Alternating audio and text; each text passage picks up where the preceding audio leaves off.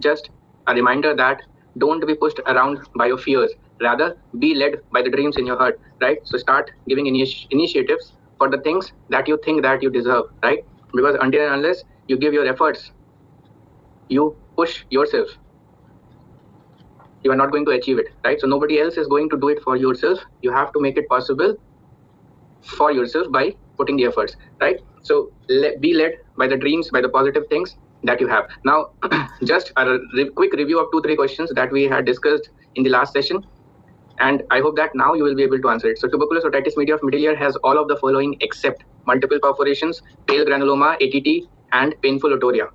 Because yes, your tuberculosis otitis media is really important. Okay, so all of you are right. Painful otorrhea is not seen. Important is to see what your examiner is asking. So he is asking except multiple perforation, pale granulomas, all are the feature of tubercular otitis media, right? So what you see is a painless, odorless, and otorrhea that will be refractory to the antibiotics, right? Another thing that we will say is multiple tympanic membrane perforations that may combine to form a single large perforation also. Your middle ear mucosa will be pale. Around this eustachian tube, you might get congestion, pale granulations in the mastoid, severe deafness with bony necrosis. That means the signs will be more than the symptoms. Patient is having no symptoms as such except painless, odorless otorrhea. But you will observe that he is having moderate to severe conductive hearing loss. Why? Because of necrosis of the ossicles. So here there is ossicular necrosis also, but you will on examination you will just see multiple perforation with painless otorrhea. So usually in chronic otitis media safe variety which presents like this, there is no ossicular erosion.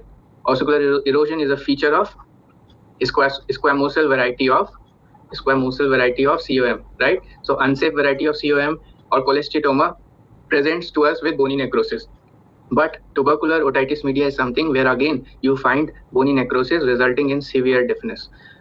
One interesting thing is with the discharge you might get facial paralysis and labyrinthitis. So these are also not something which is common with otorrhea, which is painless, odorless. So these these are again features of your squamosal variety or unsafe variety of chronic otitis media, but they might be present with the tubercular otitis media. So that is why it is important for you to diagnose this, right? So many times these patients go undiagnosed or underdiagnosed due to the less symptoms they present with, and ultimately when the things go towards the worse side, even after trying all the antibiotics it is not responding, you send the discharge for grams for this ZN staining and culture, and you see that the patient is having tubercular otitis media. So you will start the patient on anti-tubercular therapy and you will do mastectomy for removing the focus, the infective focus. So this is otoscopic picture of multiple perforation. Here you can see the pale granulations that are there in the middle ear mucosa. Again, this was something which discussed little fast that day. Surgery to widen the cartilaginous part of external auditory canal. So again, to start the poll, and because this was your recent year question, I hope you will be able to answer it.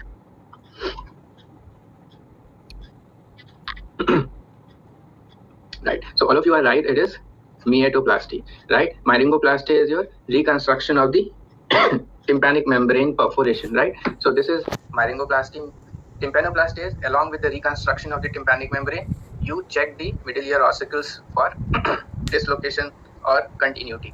Otoplasty is reconstruction of pinna, and tympanoplasty we had discussed. So myetoplasty, what you are doing is you are widening the cartilaginous part. So it's a surgical procedure where what we do is we remove the conchal cartilage. So from behind, from postauricular region, you remove a segment of conchal cartilage and then you split the skin of the this pinna and you suture it by this wide. So main goal is to make the external auditory canal wide. And why we are doing it? After the operations like canal wall down mastectomy, in post-operative phase, you want to you want to inspect inside the mastoid cavity and the ear. So you have made a common cavity and you need to inspect and clean whatever is there in the cavity. So you need a wide access, and that is why myetoplasty is being performed. So myetoplasty has been performed to enlarge the external auditory canal, allowing easy access to the mastoid bowl for inspection and cleaning. The reconstructed drum can be seen anteriorly. Now there is one more term that is called conchomyetoplasty. right? So what is conchomeatoplasty? For those mastoid cavities which are very large or big, you do conchomeatoplasty. Meatoplasty is just widening the cartilaginous part of the external auditory canal. In conchomeatoplasty, as I told, you remove the conchal cartilage, a big chunk of conchal cartilage, so that it can be enlarged more. So meatoplasty, conchomeatoplasty, the purpose, the goal is again same, to allow easy access to inspect and clean the mastoid cavity, the post-operative mastoid cavity. So this is something that you will not find normally. This is a surgical procedure. So in post-operative phase, you will find after healing this type of ear, a wide external auditory canal. And this is the reason that many a times your patients, so you have to inform your patient that after the surgery, your external auditory canal will be widened, because your patient may say ki it is something which is not looking good cosmetically. So you have to keep your patient informed before OT that you are going to do conchomeatoplasty. So he should be means informed and known that this will happen. So because there is a cosmetic outcome associated with it, right? Because it won't be a normal ear with such a wide external auditory canal. Now, otoplasty is just a cosmetic, you can say surgery, which is done for the bat ear and other things. So it's a sort of plasty related with ear. So otoplasty is another not related with external auditory canal.